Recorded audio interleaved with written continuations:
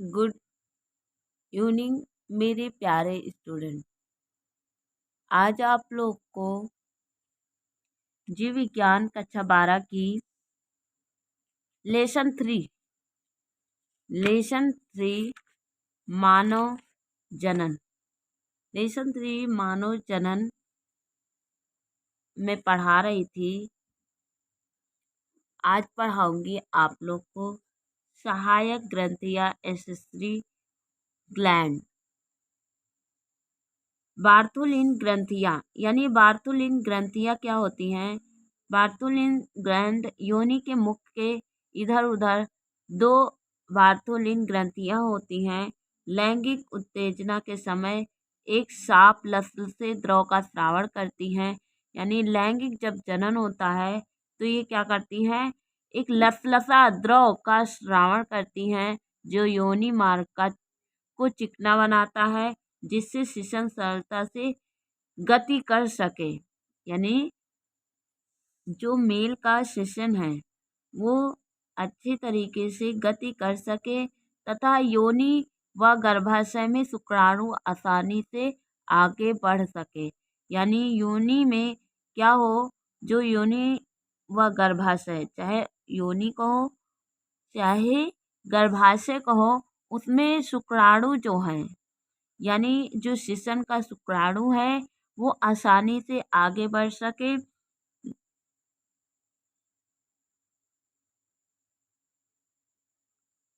Number second है स्तन ग्रंथि।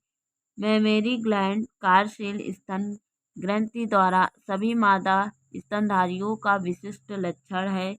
स्त्रियों में वक्ष भाग में सामने की ओर दो उभरे हुए स्तन होते हैं। स्तन में ग्रंथिल ऊतक और विभिन्न मात्रा में वसा होती है।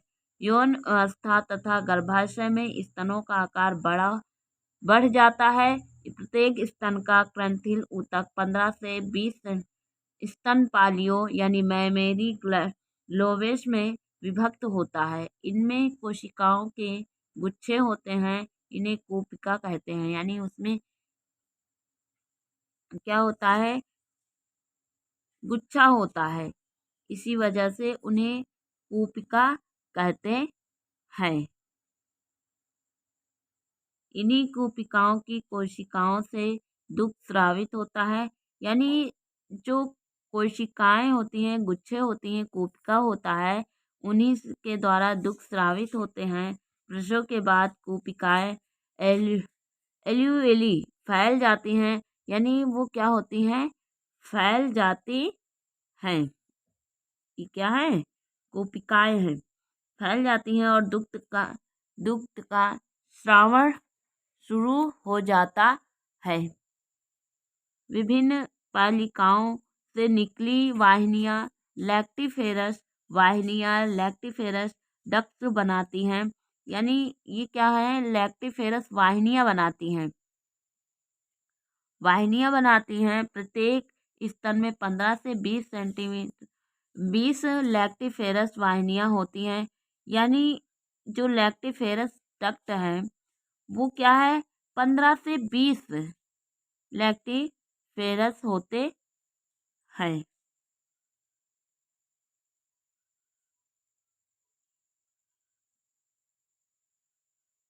यानी कई सारे फेरस होते हैं, इसीलिए ये क्या है? लैक्टिफेरस हैं।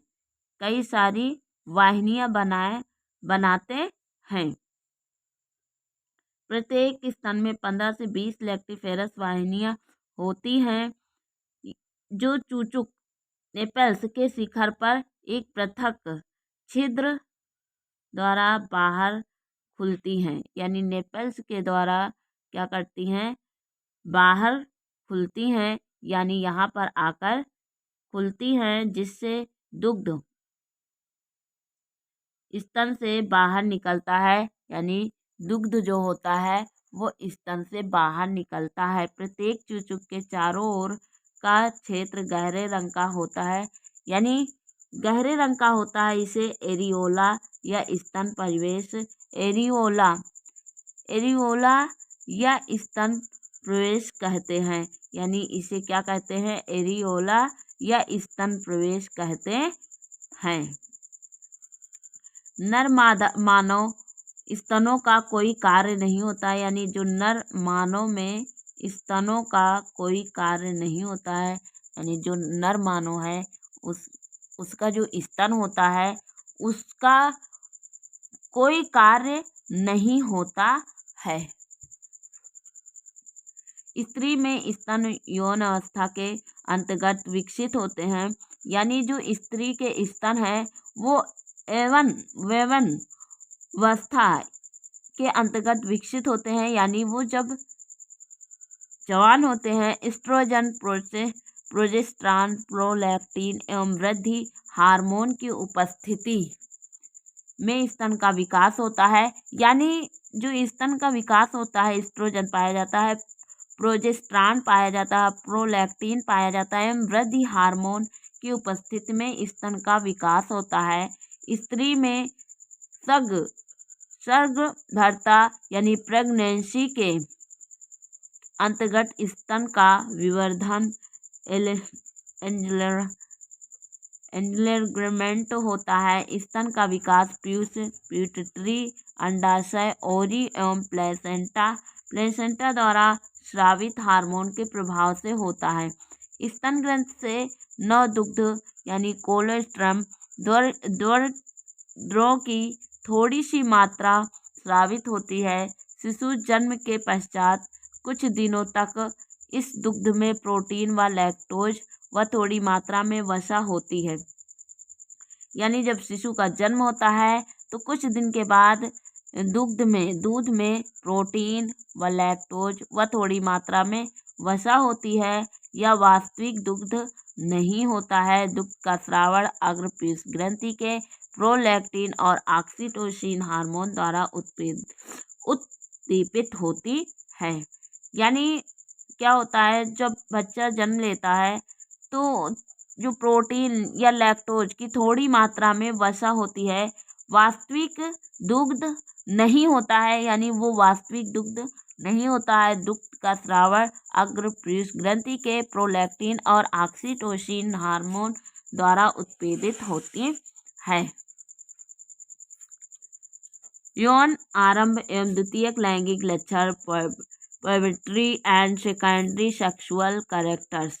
द्वितीयक लैंगिक लक्षण प्रारंभ से नहीं पाए जाते थे, ये यौन आरंभ के समय विकसित होते हैं। यौन आरंभ वह समय है जब बालक एवं बालिकाओं में अविकसित जनन तंत्र परिपक्व हो जाता है, यानी जो जनन तंत्र है वो परिपक्व हो जाता है और इनमें जनन की क्षमता व इच्छा जागृत हो जाती है, यानी इनमें जनन की क्षमता जागृत हो जाती है। बालिकाओं में यौन आरंभ लड़कों की तुलना में जल्दी प्रारंभ हो जाता है, यानी बालिकाओं में जो बालिका लोग हैं उनमें यौन आरंभ लड़कों की तुलना में जल्दी प्रारंभ हो जाता है, यानी लड़कों की तुलना से अधिक लड़कियों में जल्दी प्रारंभ हो जाता है। प्रायः 10 वर्ष की बालिकाओं में यौन आरंभ तथा 13 से 14 वर्ष की आयु में अंडोत्सर्जन ओव्यूलेशन तथा रजोदर्शन यानी मेनोरेज शुरू हो जाता है। बालिकाओं में विकसित होने वाले द्वितीयक लैंगिक लक्षण अग्रलिखित हैं, यानी 10 वर्ष की जब होती हैं बालिका तभी से उनका यौन आरंभ हो जाता है और 13 से 14 वर्ष की आयु में अंडोत्सर्जन यानी अंडा ओव्यूलेशन तथा रजोदर्शन शुरू हो जाता है।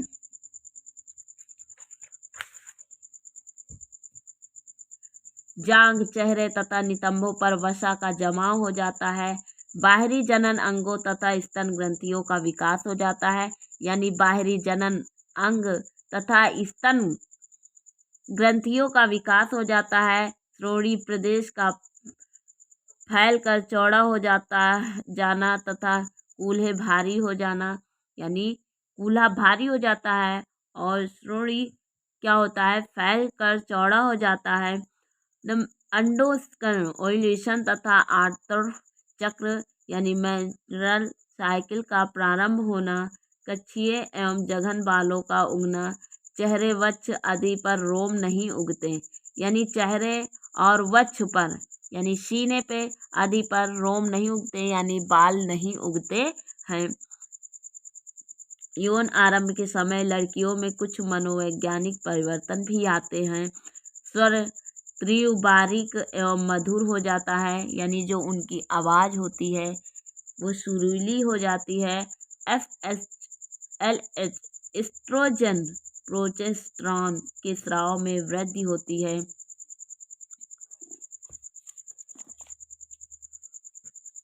मानव स्त्री के अंडाशय की अनुप्रस्थ काट, यानी ये क्या है? मानव स्त्री के अंडाशय, गर्भाशय, नलिका व अन्य अंगों की काट एवं ग्रैफियन कोशिकाओं के वर्धन की विभिन्न प्रवस्थाओं का चित्रण, यानी ये मानव स्त्री का अंडाशय होता है।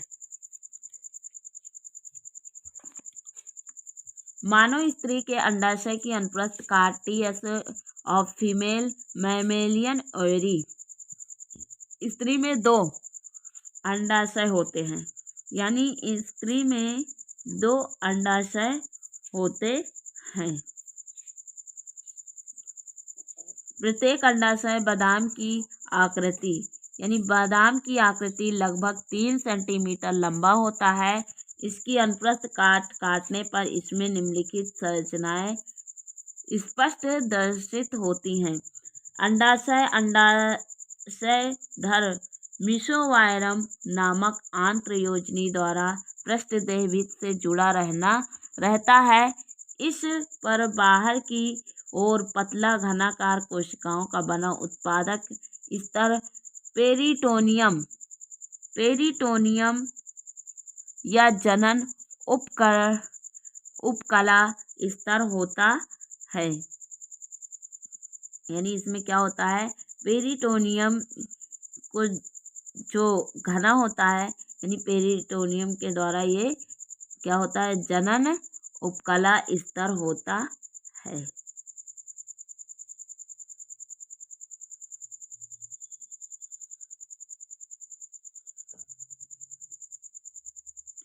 जनन उपकला या जर्मिनल एपिथेलियम स्तर के भीतर की ओर मोटा तथा सघन संयोजी ऊतक का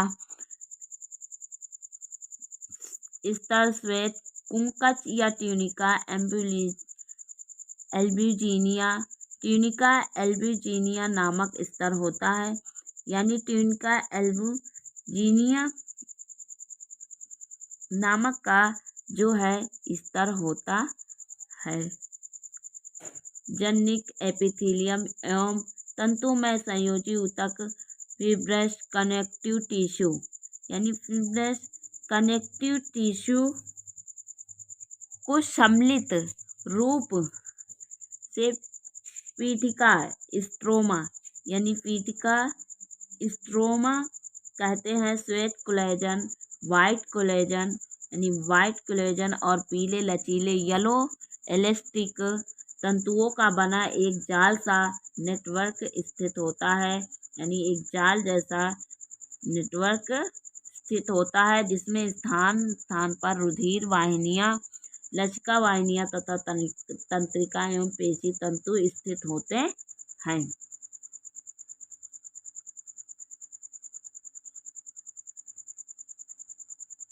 ये क्या है? ओवरी।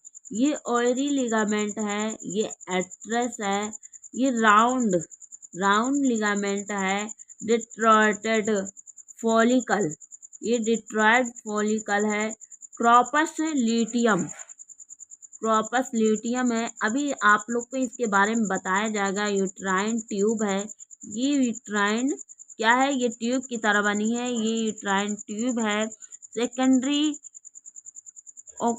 सेकेंडरी देखो, ये सेकेंडरी ओसाइट जोन पेलुसिडा है और ये छोटे छोटे ये रिप्टस रिलेसिंग ओसाइट है और ओपनिंग ऑफ अल्ट्राइन ट्यूब, यानी ये ओपनिंग ऑफ अल्ट्राइन ट्यूब है।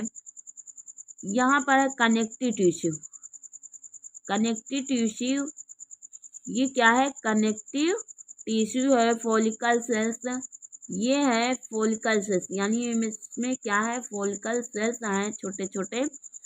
जोन पेलिसीडा, यानी जोन पेलिसीडा।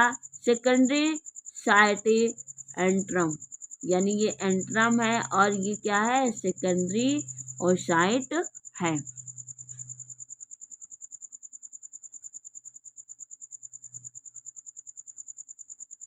यहाँ से यह, यानी ये क्या है, ये ग्राफियन फॉलिकल है।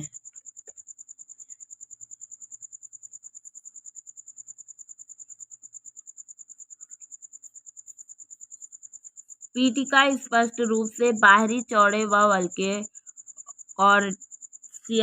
कॉर्सियल व भीतरी पतले मेडुलरी भागों में भिन्नित होती हैं। मेडुलरी भाग में अधिकांश रुधिर वाहिनियां ब्लड वेसल्स स्थित होती हैं। वल्गीय भाग में जनन कोशिकाएं यानी जर्मिनल एपिथेलियम के सक्रिय विभाजन से छोटे छोटे गोलाकार अंड एक्स बनते हैं, जिन्हें अंडाशयी पुटक ओरियन फॉलिकल्स कहते हैं। विकसित यानी ओरियन फॉलिकल्स बने होते हैं।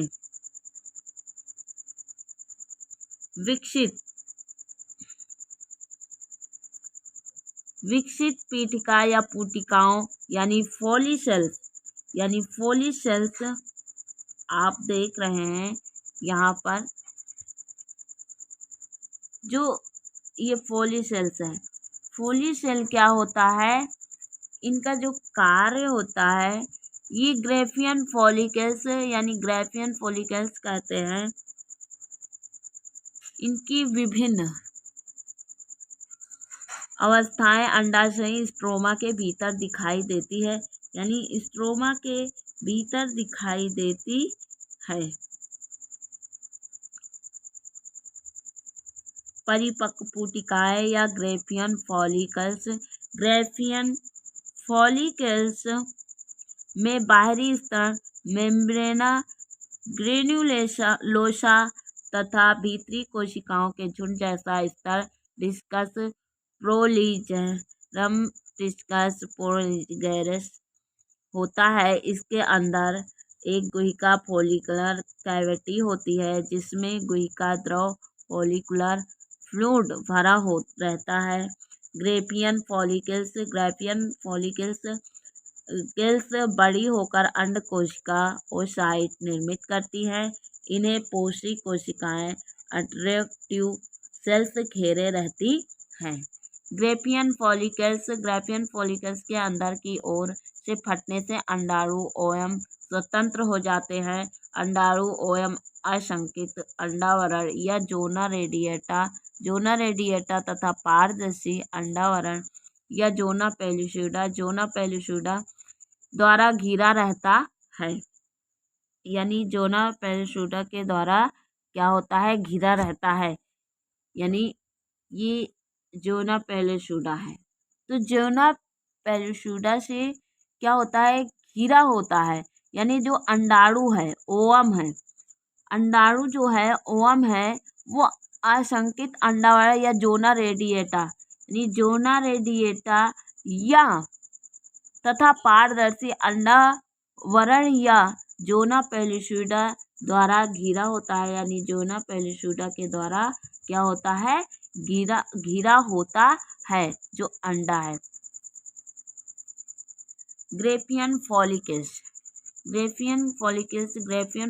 के फटने के बाद, यानी जब ग्राफियन फॉलिकल फटता है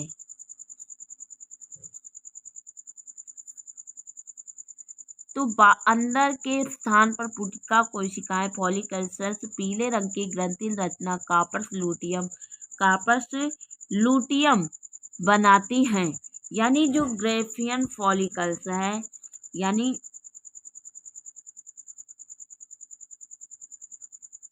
जो ये ग्राफियन फॉलिकल्स हैं, ये क्या करती हैं कि फटने के बाद, यानी जब ये ग्राफियन फॉलिकल फटता है तो इसके अंदर के स्थान पर पुटिका कोशिकाएं यानी अंदर क्या होता है, पोटिका कोशिकाएं होती हैं जो फॉलिकल सेल यानी फॉलिकल सेल पीले रंग की ग्रंथिल रचना यानी पीले रंग की ग्रंथिल रचना कार्पस ल्यूटियम बनाती हैं यानी कार्पस ल्यूटियम बनाती हैं।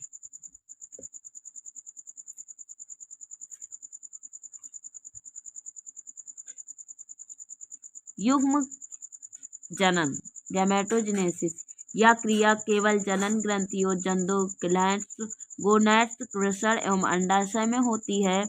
युग्म जनन में नर के वृषण तथा मादा के अंडाशय की जनन एपिथीलियम ग्रेमिनल एपिथीलियम कोशिकाएं द्विगुणित डिप्लॉयड OR2N होती हैं।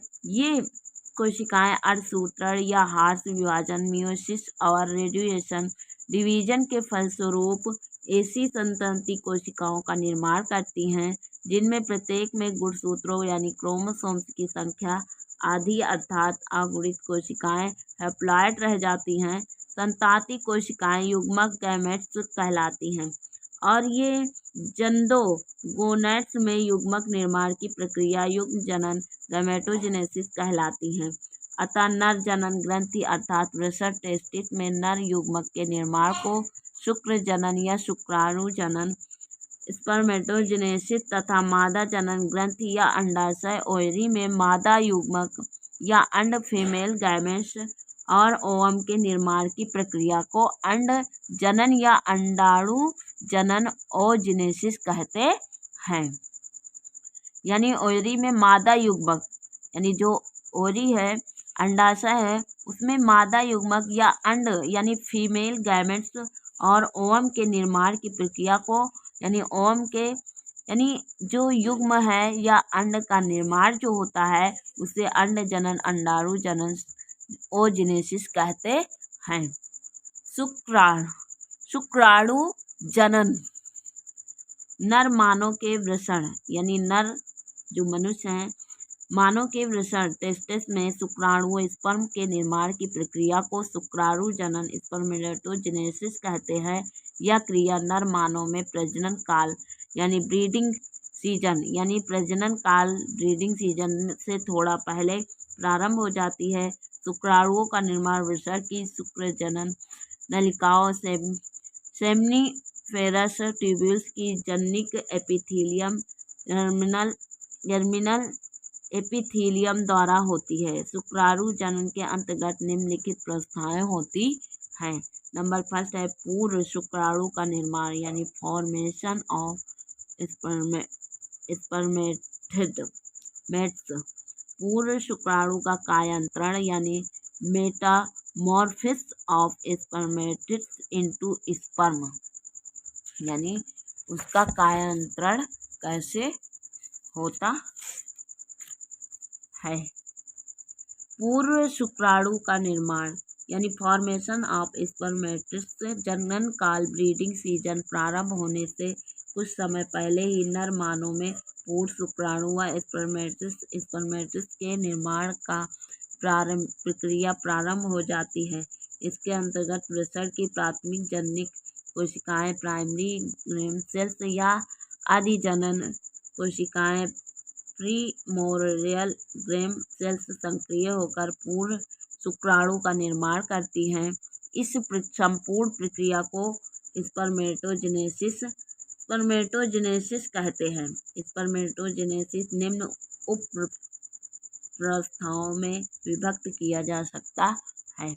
नंबर फर्स्ट है गुणन प्रवस्था मल्टीप्लिकेशन फेस। इसके अंतर्गत जनन एपिथीलियम की सक्रिय कोशिकाओं में शुक्राणु का निर्माण के लिए समसूत्री विभाजन यानी मिटोसिस सेल डिवीजन प्रारंभ होता है और बार बार होते रहना से काफ़ी संख्या में द्विगुणित डिप्लॉयड 2N संतांति कोशिकाएं निर्मित हो जाती हैं। इस प्रकार निर्मित कोशिकाएं को शुक्राणु जनन या स्पर्मेटोगोनिया कहते हैं। अतः इस प्रवस्था को गुणन प्रवस्था फेस ऑफ मल्टीप्लिकेशन कहते हैं। 2N यानी जर्मिनल एपिथीलियम सेल यानी 2 सेल और प्राइमोर्डियल ग्राम सेल, यानी इसमें क्या होता है जर्मिनल एपिथेलियम सेल और प्राइमोर्डियल ग्राम सेल्स। तो ये क्या होता है 2n together cells spermatogenesis remains as a pressure stem cells। इसमें 2n यानी मल्टीप्लिकेशन मिटोसिस, 2n यानी मिटोसिस, ये क्या हो रहा है ग्रोथ हो रहा है, 2n का ग्रोथ हुआ और इसमें मल्टीप्लिकेशन हुआ 2n से, फिर 2n यानी स्पर्मेटोगोनिया बना, स्पर्मेटोग्नोसिस बना, फिर 2n46 यानी 46 गुणसूत्र, 2n=46 क्रोमोसोम्स यानी 46 chromosomes primary spermatocyte, first multi maturation, division, meiosis second. तो ईच क्रोमोसोम हैज 2 क्रोमोमेट्स यानी N233 यानी 23 गुणसूत्र क्रोमोसोम इसमें आए, 23 गुणसूत्र, ईच क्रोमोसोम हैज 2 क्रोमोमेट्स N यानी 23 और 23, ये स्पर्मेटोजोआ क्या बना स्पर्मेटोजोआ N=23 क्रोमोसोम्स। तो primary spermatocyte first maturation, division, meiosis second, N23 तो साइटोप्लाज्मिक ब्रेड्स स्पर्मेटेट्स एन स्पर्म यानी स्पर्मेटोजेनेसिस।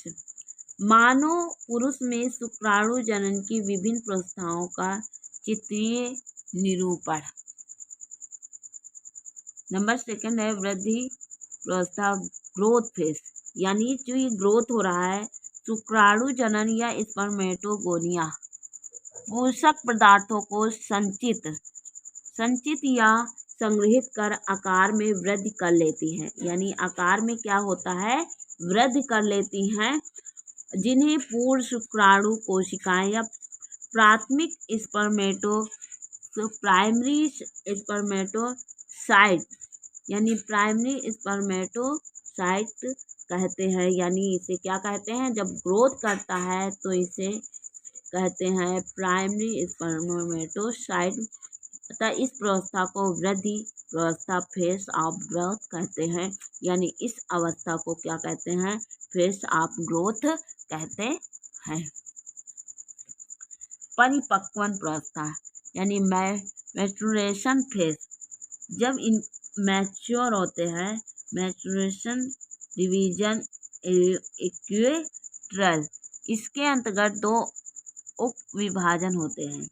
यानी जब मैचुरेशन होते हैं तो क्या होते हैं 2 भाग होते हैं, 2 विभाजन होते हैं। तो प्रथम परिपक्वन फर्स्ट मैचुरेशन डिवीजन, पूर्व शुक्राणु कोशिका प्राइमरी स्पर्मेटोकाइट्स के अर्धसूत्री या हार्स डिवीजन, मियोसिस और डिवीजन के कारण 2 अगुणित हैप्लॉइड संतानती कोशिकाएं बनती हैं, जिन्हें द्वितीयक शुक्राणु कोशिकाएं या द्वितीयक स्पर्मेटोसाइट, सेकेंडरी स्पर्मेटोसाइट कहते हैं। इस प्रवस्था में समजात गुणसूत्रों होमोलोगस क्रोमोसोम्स का युग्म बंधन, साइनेस्थेसिस और पेयरिंग होने से गुणसूत्रों की संख्या दोनों संतानती कोशिकाओं में बराबर बढ़ जाती है, इसलिए अब ये अर्धसूत्री हैप्लॉइड कोशिकाएं कहलाती हैं। इस अवस्था में प्रत्येक गुणसूत्र के दोनों क्रोमैट्स पृथक पृथक नहीं हो पाते हैं। द्वितीय परिपक्वन विभाजन सेकेंड म्यूटेशन डिवीजन, यानी सेकेंड म्यूटेशन में क्या होता है, अब प्रत्येक अगुणित द्वितीयक शुक्राणु कोशिकाएं या द्वितीयक स्पर्मेटोसाइट में समसूत्री विभाजन यानी मिटोटिक सेल डिवीजन होता है, जिससे दो अगुणित संतानिक कोशिकाएं निर्मित होती हैं। इन्हें पूर्ण शुक्राणु स्पर्मेटिड कोशिकाएं कहते हैं। यानी सेकेंडरी में क्या होता है, ये दो विभाजित हो जाती हैं। तो ये जब विभाजित होती हैं, ये यानी अगुणित द्वितीय शुक्राणु कोशिकाएं ये द्वितीयक स्पर्मेटोसाइट में समसूत्री विभाजन मिटोटिक सेल्स डिवीजन होता है, यानी सेलों का क्या होता है, डिवीजन होता है, भाग होता है, जिसमें दो अगुणित यानी दो अगुणित संतानिक कोशिकाएं निर्मित होती हैं। यानी दो कोशिकाएं क्या होती हैं, निर्मित होती हैं।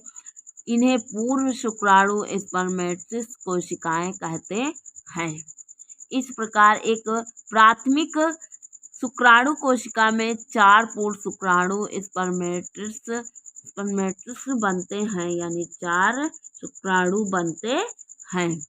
4 शुक्राणु बनते हैं, जिनमें अब आगे कोई विभाजन की प्रक्रिया नहीं होती, अपितु कायांतरण मेटामॉर्फोसिस होता है।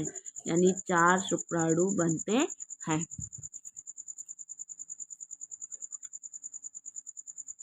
इस अवस्था में प्रत्येक गुणसूत्र के क्रोमैटिड्स पृथक पृथक होकर अलग अलग संतानिक कोशिकाओं में बराबर चले जाते हैं। अतः इन सभी संतानिक कोशिकाओं में गुणसूत्रों की संख्या द्वितीय शुक्राणु कोशिका में आधी रह जाती है। स्पर्मेटिड्स का शुक्राणु में कायांतरण metamorphosis of spermatids into sperm, इस प्रक्रिया में अचल एवं गोलाकार पूर्ण शुक्राणु स्पर्मेटिड्स अब चल एवं धागे नुमा शुक्राणु स्पर्म और स्पर्मेटोजोवन बन जाते हैं। इस क्रिया को स्पर्मेटोलियोसिस या स्पर्मियोजेनेसिस, स्पर्मेटोलियोसिस और स्पर्मेटोजेनेसिस कहते हैं। कायांतरण के समय प्रत्येक पूर्ण शुक्राणु स्पर्मेटिड आवश्यकता से अधिक कोशिका द्रव को बाहर जाता है। केंद्रक ठोस होकर सिर हेड का निर्माण करता है, यानी जो केंद्रक होता है वो ठोस होकर सिर हेड का निर्माण करता है, यानी आवश्यकता से अधिक कोशिका द्रव को बाहर जाता है। यानी आवश्यकता से अधिक जब बाहर जाता है तो जो स्पर्मेटोजेनेसिस होता है वो क्या होता है, स्पर्म होता है वो सिर का निर्माण करता है। यही क्या है, ये स्पर्मेटोजेनेसिस है। आज के लिए इतना ही काफ़ी, और बाद में पढ़ाऊँगी। आप लोग अच्छे से पढ़िए और दिमाग लगा के पढ़िए। ओके बाय प्यारे स्टूडेंट।